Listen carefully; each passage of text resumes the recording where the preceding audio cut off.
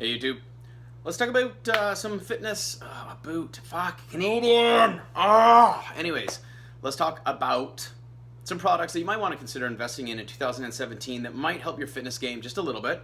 They're not necessary to lifting, however, sometimes it is kind of nice to have them. I'm going to talk about 9 because I couldn't think of a 10th, and I realized that I only really use 9 things day to day for all of my lifting goals. So let's start at this side. Potential thing you might want to invest in out in the fitness world is a pair of deadlift shoes and a good pair of squat shoes. Now, I squat and I deadlift with a flat foot, obviously. It's the most efficient, gets you closest to the ground, and I also squat flat-footed. So I had to go ahead and invest in a set of Sabo good lifts because they're a 5mm sole, completely flat. And they are absolutely great for squatting because I'm a flat-footed squatter. But if you squat with a raised heel, like Ollie shoes, obviously, but decent shoes for the fucking job, right? Don't go to the gym in those sneakers you've had for 5 years and expect to squat, deadlift, and bench like a fucking champ if you've got the wrong footwear, right? It's just the way it goes, like the wrong tool for the job. If you were going to run into combat, would you want a gun or would you want a spatula? One side would be incredibly hilarious to see right before you get shot in the head, but you probably want the gun, right? So, right tool for the right job. Like deadlift shoes, these are $90. These are $90. A good set of Ollie shoes is like anywhere between 130 and like 350. Oh. But you know, individual goals. Look into them, research whatnot. A decent pair of shoes for the different lifts, depending on. If you can only afford one, something like the Sabo good lift can be used for both deadlifts and good lifts, and vice versa. But that's one thing I think people should look at investing in 2017, help their fitness goals. Next thing I want to talk about, I really like micro loading. This is a half-pound plate. This is a 1-pound plate. These are from EliteFTS.com. I use micro loading a lot in my training. I've done videos on it. I talk about it all the fucking time. I truly believe in it. Because, you know, if you add a pound to the bar or 2 pounds to the bar, you don't feel it, but your muscles do. Your body feels that extra weight. So I think it was worth the investment. I will warn you, though, these cocksuckers are expensive as all get out. This half-pound one, I think, was like $19, and these 1-pound ones were like $28. So, like, my 6 plates in there is like $100 for 6 pounds. But they're IPF approved, they're amazing, and it's what I feel has helped me get to my strength level. Not that I'm like an elite level lifter, but my point being is I use them a lot. It's let me get to some pretty high numbers, all things considered. Moving the fuck on. Shut up, don't judge me. Next is a decent set of lifting straps. And there's a couple options that you can go with. One option would be something like this, just basic everyday straps, are about $22. They are great for pulling exercises like bent over rows, deadlifts, pull-ups, or sorry, lat pull-downs. Anything where your grip starts to go, but you don't want to give up on the rest of the muscle groups. So doing like a bent over row, I do them after deadlifts, but after like really heavy deadlifts and then reps for deadlifts, my fucking grip's gone, right? I'm lucky if I can hold the bar long enough, but my back's not done. So I'll go ahead and throw on a set of straps.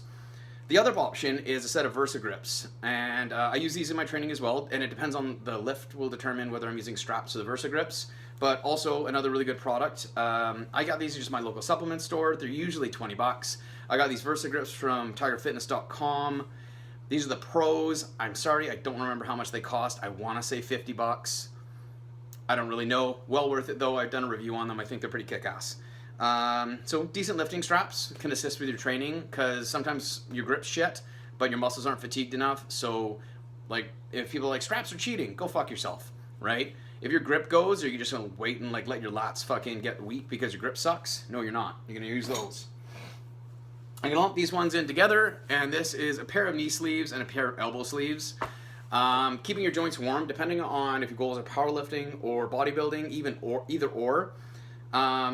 You know, when you're doing like multiple reps of squats and then you're waiting between sets, and maybe your sets are long or your wait time's long, like you're like me and you take, you know, 60, 70 minutes between sets, you can have a cup of coffee, maybe take a nap, your joints are going to cool down, right? Well, what these do is these just prevent that from happening. They're not going to add anything to the bar. It's not like they give you a rebound like elastics, but what they do What they do is they just keep your joint warm so that when you're ready to go, your joints aren't going to have to go, like your first rep isn't just warming the joint fluid up again, it's already ready to go, right? So invest in these. These are SBDs. They're available on a ton of websites. These ones I got from Inner Strength Canada because, you know, Canadian. Good, easy, solid investment. SBDs are fucking awesome. A lot of people like them. Mark Bell just came out with his own version of Strong Sleeves. They're pretty much all the same, guys.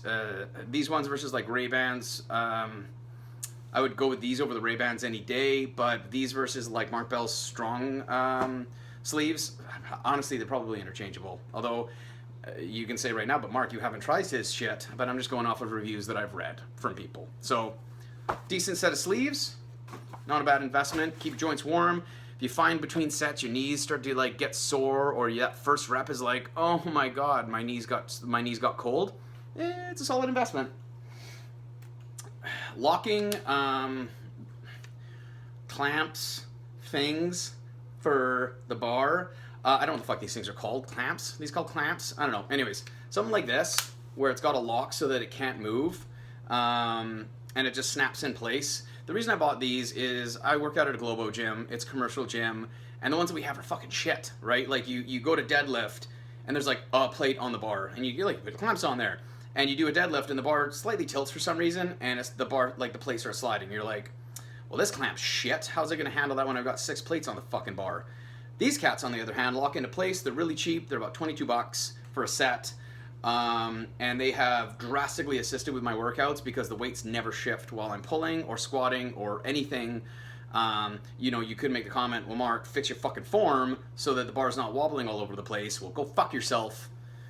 I should probably actually do that. But I would invest in these if you go to a Global gym, you're working out with a lot, and you ever notice that the clamps that you do have are shit at the gym? $22, right? What's that? That's nothing.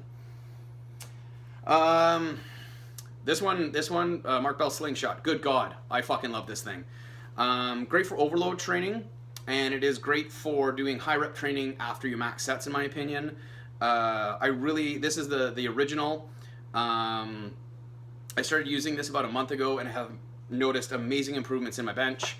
What I do is I do my heaviest sets. So like today I worked up to 385 for a single, which is like 95% on one rep max. And then I threw these cats on and did 3 sets of 5 at 360 pounds, right?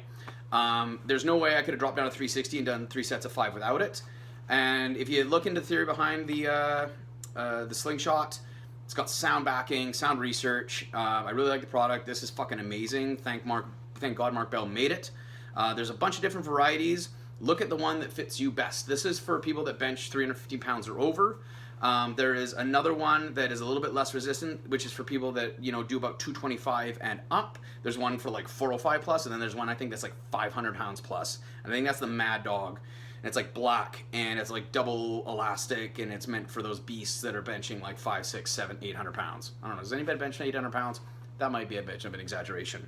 But look it up and figure out which one's best for you.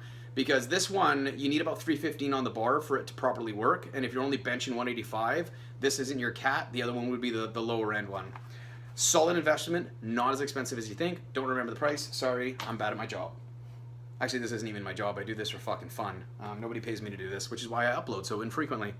Another thing that I bought from Mark Bell's like Slingshot series is these elbow sleeves.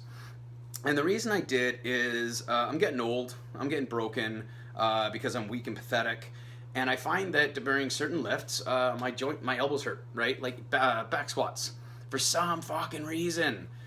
Elbows, like just, and I don't know if it's because I'm putting too much tension on, pressure on my elbow or on my bicep tendon.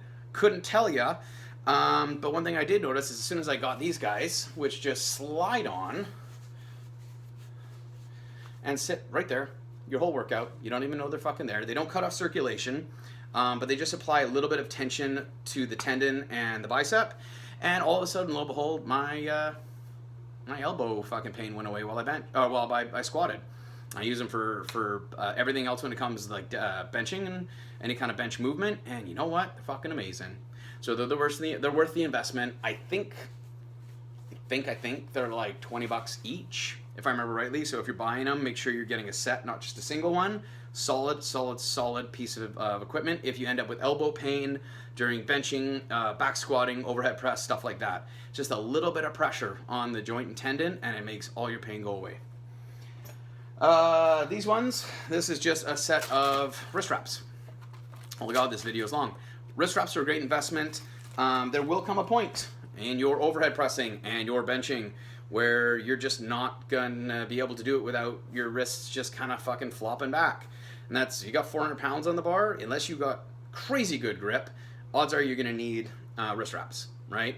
And the other thing too is if people are like, well then you shouldn't be lifting the weight if you can't hold it with blah, blah, blah, blah, blah. No, it's a stupid way to do it. All the pros use wraps. If your wrist strength isn't sufficient to be able to bench 400 pounds or 350 pounds without pain, but you could throw those on and bench it pain-free, the wrist wraps aren't doing anything for taking the weight off the bar, so all of the overload is still on your muscles. It just makes it so it doesn't fucking hurt. So great investment, super cheap. You can get some at like your local supplement store. You might be able to get them. I personally recommend 2 different types. These are Branch Warren's line that I got off TigerFitness.com while I was in the States. Like them a lot. They're really stiff. When I got them, they smelled like vinegar. I don't know why. Kind of got used to the smell. Kind of started liking it. And the other one is I have stiff SBD. You may notice I like a lot of SBD shit. SBD wraps. These are a little bit longer than the Branch Warren ones, but I use them depending on the lift and depending on what I'm doing and my goals at that point. I go in between the two. I would personally not go for the piece of shits that usually reside at supplement stores that are like $14, because they're not going to last you long, they're going to fall apart, and they're not really designed for it. Invest in a solid $45, $50 pair, in my opinion. The last thing that I would say is a good piece of investment, having said that, people use them wrong all the time, is a bench, or is a belt. Is a bench, fuck. Is a belt. This is a lever belt. I quite like it. I've had this one from EliteFTS.com for fucking years now. It's been faithful, and I love it. Not that expensive. I think it was like 170 bucks. You have other ones that are way more expensive, or ones that are less expensive. Depending on what your goals are, will determine what kind of a belt you're going to get. I use this 13 millimeter belt for deadlifts, back squats, and overhead press. I don't wear a belt while I bench, because I don't wear a bench shirt, so it's not necessary. Those piece of shits that are made out of cloth that you get at the supplement store are not going to provide adequate support. The purpose of a belt is to have something that your abs can press against during the lift to help create artificial interthoracic pressure. If you have a piece of cloth that has like fucking Velcro and shit, and it moves around and it's not super rigid for your abs to push against, it's not the same goddamn thing. Moving on. The other thing too is remember that this won't help stop injuries on your back. None of this shit will help prevent injuries. If your form is shit, you're gonna hurt yourself regardless, right? But a good solid belt can take your training to the next level, right? Just that extra little assistance with interthoracic pressure can put 50 pounds on your on your deadlift. You fucking 50 pounds on your squat, and all of a sudden you're like, what the fuck? I'm just wearing a belt. I didn't get stronger, and a piece of leather isn't lifting for you, but it's just that artificial interthoracic pressure you're creating that's fucking bomber. So that's it, guys. Those are the 9 things that I use on a regular basis at the gym that I think, if you don't already have, would be a really good investment. Talked about why. You don't need to hear me ramble anymore. As always, guys, questions, comments down below. And as always, eat like a bodybuilder and train like a powerlifter.